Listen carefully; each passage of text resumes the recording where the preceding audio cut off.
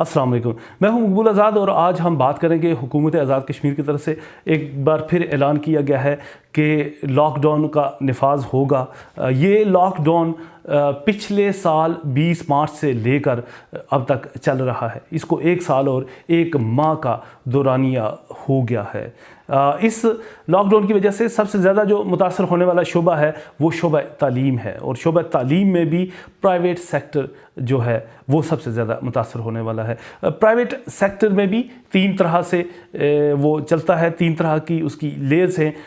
एक लेयर वो है जो एलीट किस्म के स्कूल हैं जिनकी फ़ीस लाखों में बनती है, और जबकि दूसरे दरमियाने दर्जे के स्कूल हैं जो चेन सिस्टम है उनकी फ़ीस भी हज़ारों में होती है, और तीसरे वो हैं जो हर गली कोने में खुले होते हैं जिनकी फ़ीस 500 से लेकर 1000-2000 तक होती है। और सबसे ज़्यादा मुतासर होने वाले भी वही इदारे हैं।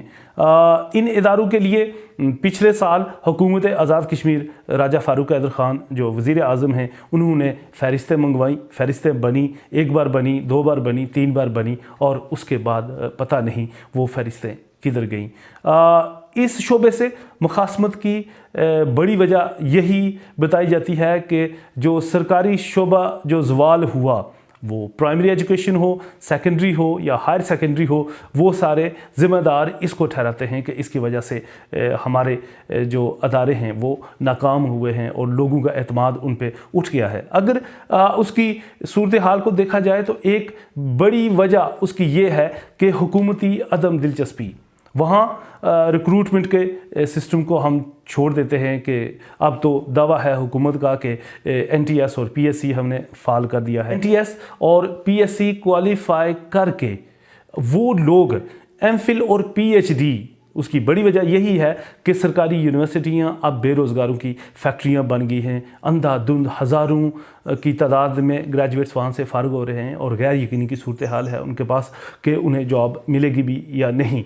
तो इस सूरत हाल में MPhil और PhD लोग प्राइमरी और जूनियर और सीनियर टीचर्स की पोजीशंस पे गए हैं, और अब वो पढ़ाएंगे किधर? वो इंफ्रास्ट्रक्चर की हम आपको सूरत हाल दिखाएं कि शहरों से लेकर देहातों तक वो एक ही जैसी सूरत हाल है। कहीं इमारत नहीं है, इमारत है तो उसकी छत नहीं है, छत है तो उसमें बैठने की जगह नहीं है, बैठने के लिए कुर्सियां नहीं हैं, पीने का साफ़ पानी नहीं है, और सफाई सुथराई का कोई इंतज़ाम नहीं है। तो हुकूमत का ये दावा फिर किस खाते में जाएगा कि हमने बड़े पढ़े लिखे और ज़हीन तरीन लोग रिक्रूट किए हैं, जब उन्हें ये ऐसी सूरत हाल में पढ़ाना पड़ेगा। सरकारी मुलाजम की ताकत ऐसी है कि सरकारी शोबे के एक चपरासी को भी वज़ीर आज़म उसकी बाज़पुर्स नहीं कर सकता और ना ही उसे नौकरी से निकाल सकता है। ये खैर एक अलग मौजू है। मौजूदा सूरत हाल में एक उसका अल्टरनेट होना चाहिए था और करना चाहिए था।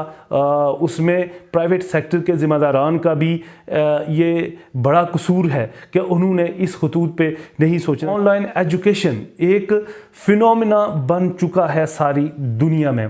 फिर सिर्फ यही कह देना कि नहीं जी यहाँ इंटरनेट सर्विस नहीं है, उस तरह से नहीं है, और उस पर बात ना करना और उसकी तरफ कोई कदम ना बढ़ाना उनके ज़वाल का सबब यह भी बनेगा, और उनकी मुसीबत उन पे जो आने वाली है आने वाले वक्तों में वो भी यही वजह बनेगी। इन्होंने एपेस्का नामी एक तंजीम तो बना दी, लेकिन ऊपर थिंक टैंक्स उन पे सोच विचार करने वाले या पॉलिसी बनाने वाले तो जो ही नहीं दी। सिर्फ ज़्यादा से ज़्यादा सेल्फियों की हद तक वो जाते रहे।